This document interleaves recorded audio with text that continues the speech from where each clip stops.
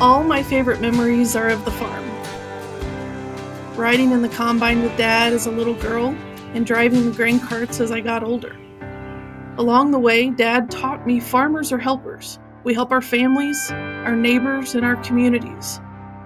Our daughters have learned that too, riding in our red combines, and the oldest just told us she wants to come back to help after graduating. As a farmer, you carry the values you've learned wherever you go. I'm reminded of that daily with my job at Case IH. I help farmers like my dad, my husband, and my daughter harvest their crops. So I have a responsibility to make sure that we get it right.